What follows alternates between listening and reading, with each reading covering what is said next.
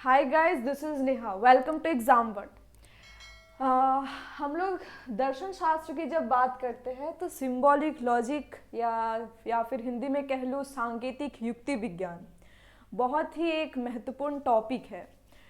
तो वो उसके ऊपर आज हम लोग पढ़ेंगे, पर उसके पहले मैं ये बताना चाहती हूँ कि अगर आप लोगों ने अभी तक चैनल को सब्सक्राइब नहीं किया है तो जल्दी से सब्सक्राइब कर ले, बेल आइकन को प्रेस कर ले क्योंकि सारी इंपॉर्टेंट नोटिफिकेशंस आप लोग मिल सके आप लोगों को।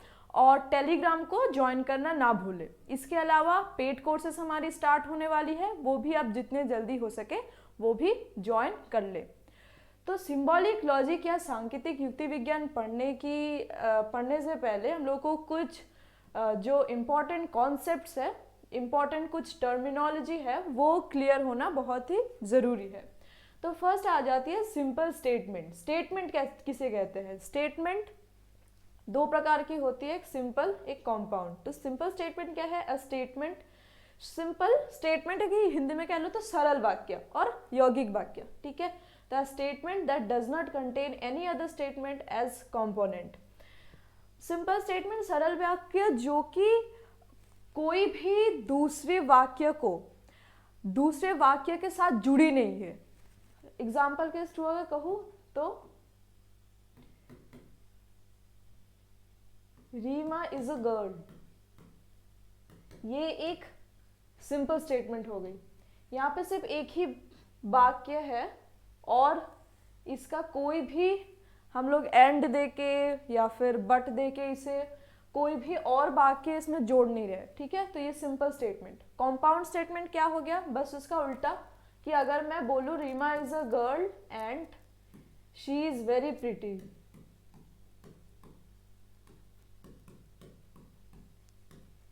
तो ये वाक्य हो गया कॉम्पाउंड स्टेटमेंट। बहुत ही इजी सा, कि a statement that contains two और मोर स्टेटमेंट एज कॉम्पोनेंट्स। कॉम्पोनेंट्स किसे कहेंगे? ये एक जो पूरा स्टेटमेंट हो गया, ये स्टेटमेंट का ये जो पार्ट है, रीमा इज अ गर्ल, ये एक कॉम्पोनेंट है, और सी इज वेरी प्रिटी ये दूसरा कॉम्पोनेंट है, जो जुड़ा किससे है? ये बीच का एंड से। तो ये दो जो स्टेटमेंट है वो स्टेटमेंट हो गई हमारी, ये पूरी जो लंबी स्टेटमेंट है उस स्टेटमेंट की कंपोनेंट्स। आगे बढ़ते हैं। Truth functional compound statement. Symbolic logic की बात कर रहे हैं तो ये सब जो टर्म्स है ट्रूथ फंक्शनल, उसे समझना पड़ेगा कि ट्रूथ फंक्शनल किसे कहते हैं हम लोग, ठीक है। तो ट्रूथ फंक्शनल कंपाउंड स्टेटमेंट। अब एक बात और भी देनी पड़ेगी कि वो है कि जब भी सिंबॉलिक लॉजिक की हम लोग बात कर रहे हैं ना, उसमें कंपाउंड स्टेटमेंट की ज़्यादा बात उठ के आती है ना कि सिंपल स्टेटमेंट की, ठीक है। तो ट्रूथ फंक्शनल कंपाउंड स्टेटमेंट क्या है? कि a compound statement whose truth value. अच्छा, अब आप लोग सोच रहे होंगे ट्रूथ वैल्यू क्या है, ठीक है। ट्रूथ वैल्यू, एक स्टेटमेंट जैसे रीमा इज अ गर्ल, वो सही है या गलत है, ठीक है। रीमा गर्ल है, ये सही, ये जो पूरी स्टेटमेंट है वो सही है या गलत है, ये ट्रू या फॉल्स, ये जो इसके स्टेटस है, ये जो स्टेटमेंट का ट्रूथफुलनेस, ट्रू या फॉल्स, ये जो है ये चीज़ को हम कहते हैं ट्रूथ वैल्यू एक स्टेटमेंट का, ठीक है। तो statement whose truth value is determined only by the truth value of its components.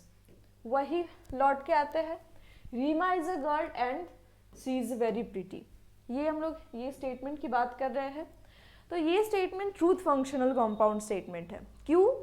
क्योंकि हम लोग ये जो कंपाउंड स्टेटमेंट की बात कर रहे हैं वो कंपाउंड स्टेटमेंट की ट्रूथ वैल्यू, पूरी स्टेटमेंट की ट्रूथ वैल्यू, ये कंपोनेंट और ये कंपोनेंट, ये दोनों कंपोनेंट की ट्रूथ वैल्यू के साथ जुड़ी हुई है। यानी कि ये पूरी कंपाउंड स्टेटमेंट, ये वो सही है या गलत है, ट्रू है या फॉल्स है, वो कैसे निर्धारण करेंगे हम?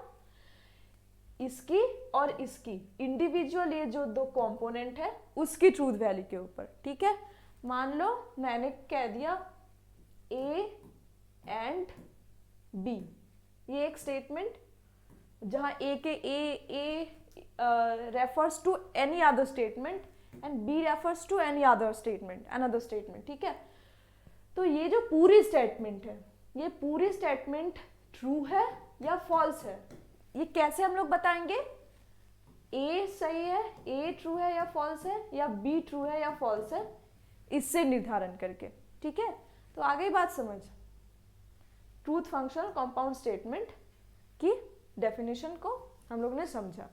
अब ट्रूथ फंक्शनल कंपोनेंट, ये सब जो थोड़ी मोड़ी जो ये क्या बोलते हैं, जैसे टर्मिनोलॉजी है, ये सब एमसीक्यू के लिए बहुत ही इंपॉर्टेंट है, क्योंकि मैंने आप लोगों को पहले ही बोला है कि लॉजिक में कॉन्सेप्ट से क्वेश्चन आते हैं, ना कि मैथमेटिकल प्रॉब्लम्स सॉल्व। हम लोग ग्रेजुएशन में मैथमेटिकल प्रॉब्लम से सॉल्व कराया जाता है, पर यूजुअली जो सीवीटी पीजी की एग्जाम होती है वहाँ कंसेप्चुअल क्वेश्चन आते हैं, तो बहुत ही बारीकी से क्वेश्चन पूछा जाता है, तो ये टर्म को समझना, कॉन्सेप्ट क्लियर करना बहुत ही ज़रूरी होता है। ठीक है, तो ट्रूथ फंक्शन कंपोनेंट किसे कहेंगे? तो any component of a compound statement whose replacement there by any other statement having the same truth value would leave the truth value of the compound statement unchanged. जितनी जटिल लग रही है उतनी जटिल है नहीं, हम लोग एग्जाम्पल के थ्रू समझाती है चीजों को। ठीक है, मान लो मैंने कहा, वही एग्जाम्पल पे जाते हैं।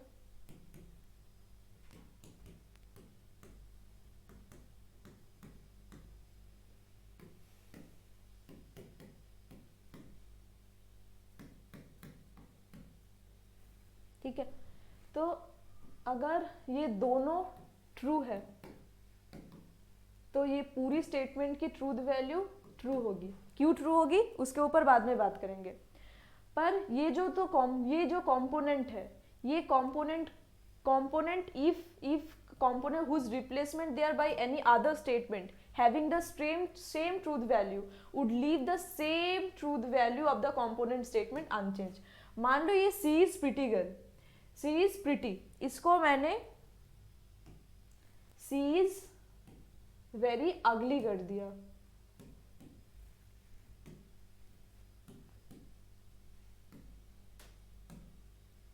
तो ये हो गई ना फॉल्स, ये फॉल्स हो गई।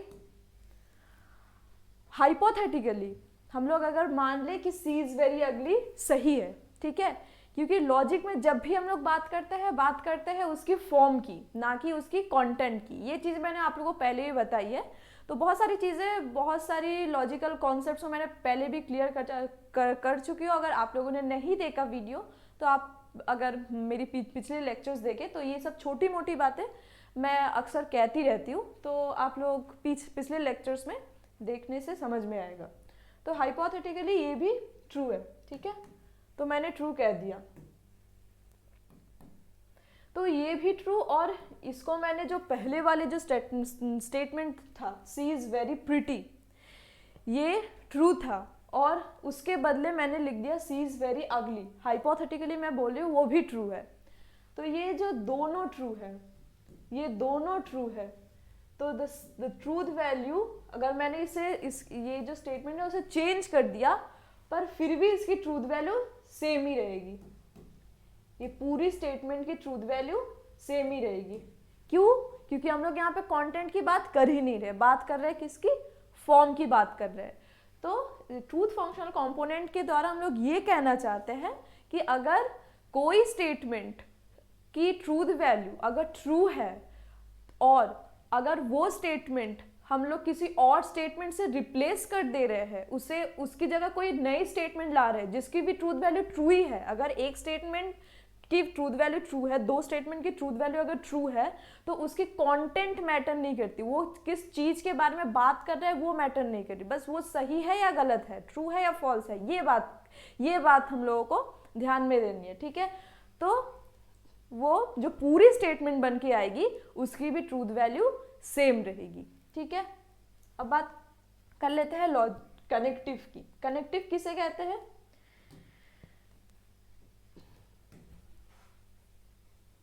There are 4 types of connective in the book called copy, ठीक है, dot,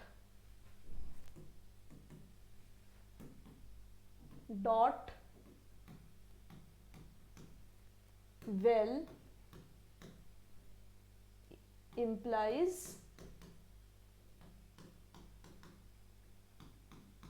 material equivalence। ठीक है, ये कनेक्टिव है। जो कनेक्टिव, क्या कनेक्टिव मतलब क्या, जो दो वाक्यों को जोड़ती है। ठीक है, कनेक्शन दो वाक्यों के बीच एक सहयोग स्थापन करती है, कनेक्शन जोड़ती है, उसे हम लोग कनेक्टिव कहते हैं। जैसे हम लोग पहले एग्जाम्पल में देख रहे थे, Reema is a girl and she is very pretty. ठीक है, तो जो एंड था वो एक कनेक्टिव है, क्योंकि वो दो जो वाक्य है उसके बीच एक सहयोग स्थापन कर रहा है। ठीक है, तो कनेक्टिव बस हम लोग दो किस प्रकार के वाक्य को, ना कि ट्रूथ फंक्शनल। ठीक है, तो अब ये सारी चीज़ें तो हो गई क्लियर। अब ये जो ट्रूथ फंक्शनल कनेक्टिव है, ये कनेक्टिव के लेके ही सारा पूरी चैप्टर ये कनेक्टिव के ऊपर ही बात करती है। तो आज हम लोग बहुत ज़्यादा ना हो जाए इसलिए सिर्फ कंजंक्शन की बात करेंगे। डॉट